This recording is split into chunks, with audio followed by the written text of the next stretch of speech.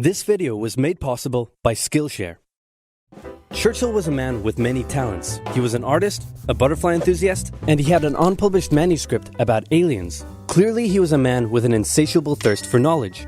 Maybe he could have loaded up his computer and logged onto Skillshare, an online learning community with more than 19,000 classes in design, business, technology, and more. Perhaps he was considering a side career in fashion, but didn't know where to start. On Skillshare, he would find courses in fashion design and garment construction. Or if he wanted to learn app design, improve his photography, or just how to make a really good quesadilla, he would have found courses for all of these and more on Skillshare. Skillshare gives you access to high-quality classes taught by genuine experts working in their field. I work heavily with animation, and I was genuinely blown away by the number of really useful courses available to me, like this class full of tips and tricks for creating vector art, or this one for creating character walk cycles. For an annual subscription, Skillshare is under $10 a month. And if you'd like to try it out first, then I've got a deal just for oversimplified viewers. The first 1,000 people to use this link, which can be found in the description, will get their first 2 months of Skillshare for just 99 cents. Be sure to try it out using the link in the description and learn something new today. Now, without further ado. It's 1902. A young man by the name of Benito Mussolini moves from Italy to Switzerland to avoid military service. He gets big into socialism, working for trade unions, writing for socialist newspapers, advocating a violent overthrow of European monarchies, the whole shebang. This gets him in a bit of trouble with the Swiss police, so he gets arrested, sent back to Italy, set free, returns to Switzerland, is arrested again, goes back to Italy again, completes his military service after previously avoiding it, and then after a brief stint as an elementary school teacher, he finally returns to work as an avid socialist. His speeches and journalistic abilities made him famous among Italian socialists. He was anti-war, so when Italy colonized Libya in 1910, he rioted and got arrested. Then World War I came along, and once again he protested Italy's involvement. But then he thought, wait a minute, this war could bring about the social climate needed to overthrow European monarchies and bring about the socialist revolution everywhere. And suddenly he was pro-war. But his fellow socialists didn't like his new pro-war stance, so they kicked him out of the party. So then he said, you know what? I'm done with socialism. We need something new, not based on class divisions tearing us apart, but based on unity through nationality. We'll conquer the Mediterranean and reunite all Italian peoples just like the days of the Roman Empire. I'll call it fascismo, and it will guide the Italian nation to greatness. That's all well and good, Mr. Mussolini, but what kind of haircut am I giving you? Let's go with bold.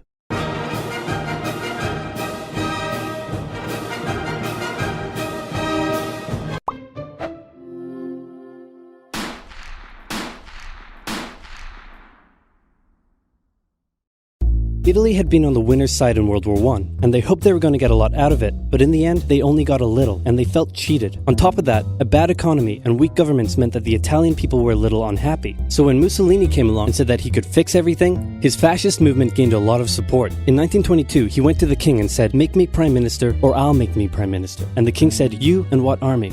This army. Fair enough. Then he went about establishing a dictatorship with himself at its center. Europe had its first fascist dictator. Next up, Germany.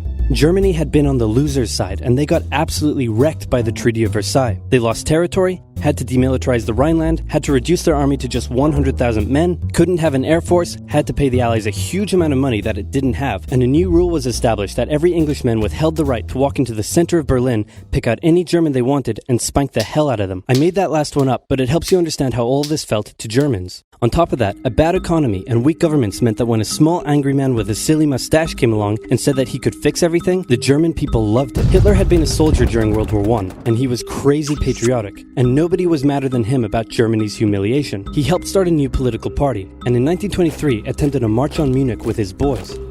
And then he got arrested. But his popularity grew, and in 1933, the president made him chancellor. He believed he was Germany's great destined savior, and he went full megalomaniac, establishing a dictatorship with himself at its center. Europe had fascist dictator number 2.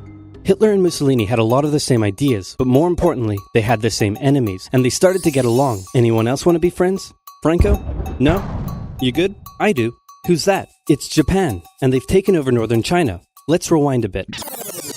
Japan had isolated itself from the rest of the world for over 200 years until the Americans showed up and said, you're going to trade with us and you're going to like it. Then the Western powers imposed a bunch of unequal treaties, meaning Japan's economy was bust. They also had no natural resources, so they decided to go get some. They went to war with China to gain a sphere of influence over Korea, and they took a bunch of China's stuff. But then the West said, hey, cut that out. And since Japan couldn't take on the West, they said, okay, I guess we'll just go home. Wait a minute, what are you doing? Taking advantage of a weakened China and setting up spheres of influence. But I was the one who weakened them. We know. And you guys didn't let me have anything. We know. That seems unfair. We don't think so. Okay, see ya. So Japan thought, screw this, and went to war with Russia, and stunned everyone by actually winning. Then they fully annexed Korea, but they didn't stop there. In World War I, they took Germany's colonies and islands in Asia, and then in an incident that was maybe staged by the Japanese army, a bomb blew up a Japanese train in Manchuria, giving them an excuse to launch an invasion and take over.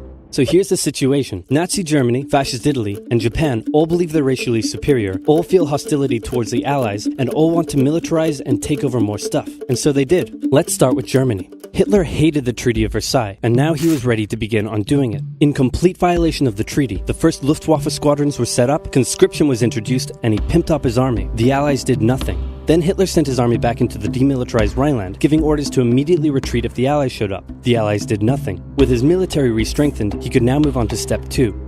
He wanted to rapidly increase the Aryan population, and to do so, he needed Lebensraum, or in other words, he would have to take over the world. But for now, a good portion of Europe would do, and he began eyeing up his neighbors. The Allies finally started to get worried, so they implemented a fairly useless diplomatic strategy called appeasement, and it went a little something like this. Hitler would say, I want that thing, and the Allies would say, you can't have that thing. Okay, you can have that thing, but no more.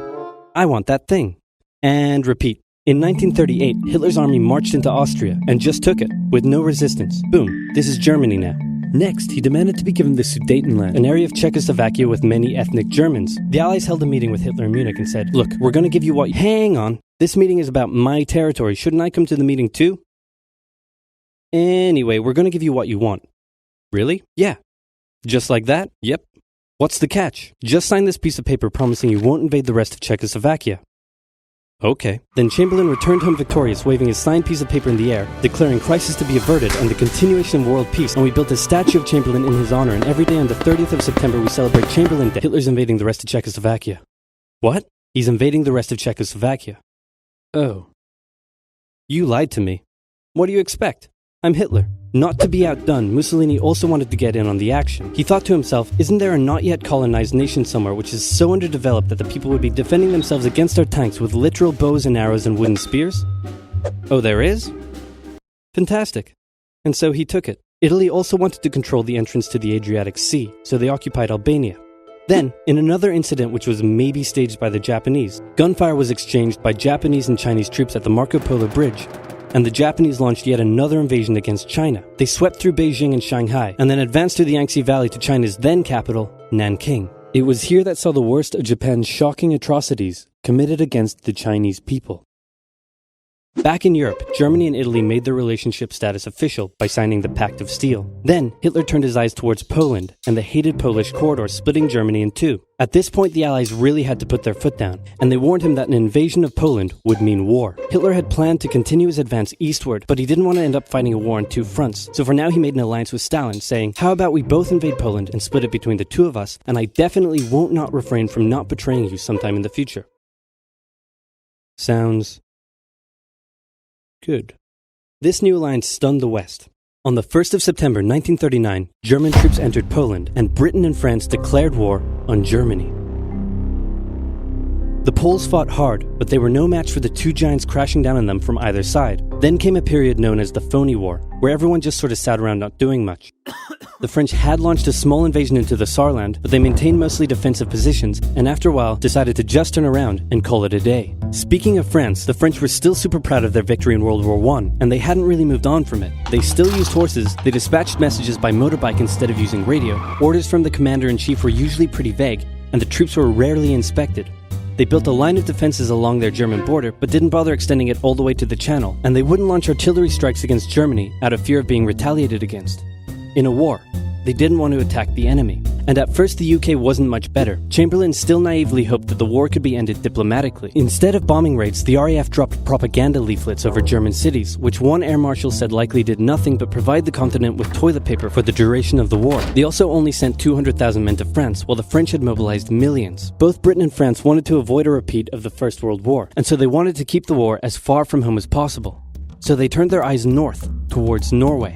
neutral Sweden was exporting iron ore to Germany through neutral Norway, so the Allies asked them if they could please stop exporting iron ore to Germany, but this request was refused. Then, the Soviet Union attacked Finland, so the Allies said, how about we land troops in Norway and move them across Sweden to go help out your good pal Finland, and along the way maybe take control of all your airfields. But Norway and Sweden still said no. So the UK mined the waters around Norway to force any transport ships into international waters, and they also attacked a German tanker they found in the area. Hitler realized what the Allies were up to, and he quickly moved to secure his supply of iron ore. He launched an invasion through Denmark into Norway. The Allies rushed to land troops at key ports along the coast, but Germany had taken control of Norway's airfields, and their air superiority decided the fight. The Allies had to retreat. After this slightly embarrassing failure, Chamberlain resigned and was replaced with Winston Churchill, who had a slightly different approach to dealing with the Germans. Hitler's overall strategy was similar to Germany's First World War strategy. Attack France, defeat France, knocking out the UK in the process, then turn on the Soviet Union and win the war. During the phony war, the Allies had given Hitler time to prepare his forces. Now, he was ready to attack. The Allies had wanted to place troops in Belgium, but Belgium had refused, and in a move that surprised pretty much no one, Hitler launched an invasion to get around France's defenses. The Allies charged into Belgium at full speed to meet the German invasion head-on, and it looked like a repeat of the First World War was coming. But this time, Hitler had a trick up his sleeve. Blitzkrieg. As the Germans advanced, they sent thousands of refugees westward, slowing down the Allies. Then, to the south, the French had left the Ardennes, an area full of hills and forests, pretty underdefended because they thought it was naturally impenetrable. Well, the Germans were about to penetrate it with everything they had. They smashed 50 Wehrmacht divisions through and encircled the Allied armies at lightning speed. The best of the Allied forces were now trapped. The Germans squeezed in from all sides, taking out France's best armies and nearly wiping out the British too, but they managed to make a desperate last-minute escape at Dunkirk, with British civilian ships even making the perilous journey to bring their young men home. With most of the French forces depleted, the Germans breezed through, taking Paris, and France fell. What the Germans couldn't do in World War I, Hitler had done just like that. Hitler hoped that with the fall of France, the UK would also lose hope and sue for peace. But quite annoyingly, it didn't, and he needed to secure the Western Front, so he tried to force them into submission with mind games. The UK were now all alone, and Hitler wanted to emphasize that. First of all, just before France fell, Italy finally declared war on the Allies, making the UK's situation even worse. Next, instead of just occupying all of France, Hitler occupied the coastal areas for defense, but allowed France to continue its existence as a German puppet state. This way, it looked like the UK's old ally had decided to switch sides. Hitler also hoped that the UK wouldn't attack any of her old allies' navy bases or colonies in Africa, giving Hitler an extra line of defense to the south. But the UK made sure to respond to this by sailing down to France's navy base in Algeria and wrecking a bunch of ships. So have at it.